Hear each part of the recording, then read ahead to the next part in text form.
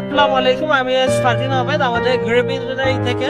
তো আজকে আমরা আলোচনা করবো যে আমরা আঙ্গুর গাছে কখন পটাশ সারটা একটু বেশি ব্যবহার করব। তো সাধারণত আমরা জানি যে পটাশ ফুল ফলের জন্য খুবই ভালো একটি সার এবং এটি ফুল ফল আসার জন্য অনেকাংশে দায়ী এই পটাশ সারটা।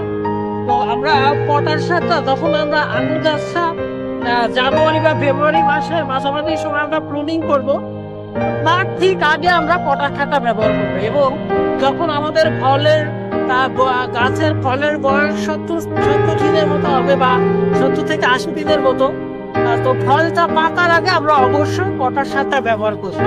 তো পটাশ সারের ক্ষেত্রে আপনারা বেশ কিছু সতর্কতা অবলম্বন করলে, যেমন পটাশ সারটা কিন্তু অতিরিক্ত ব্যবহারের ক্ষেত্রে আমাদের গাছের ক্ষতি হতে পারে, আবার অনেক অংশে গাছ মারা যেতে পারে।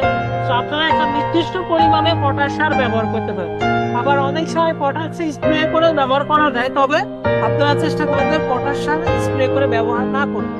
আপনারা গাছের গোড়ায় যখন ফলের পুষ্টতা বাড়ানোর জন্য আঙুরের বয়স 70-75 দিন, ওই টাইমটাতে আপনারা পটাশ সার ব্যবহার করবেন।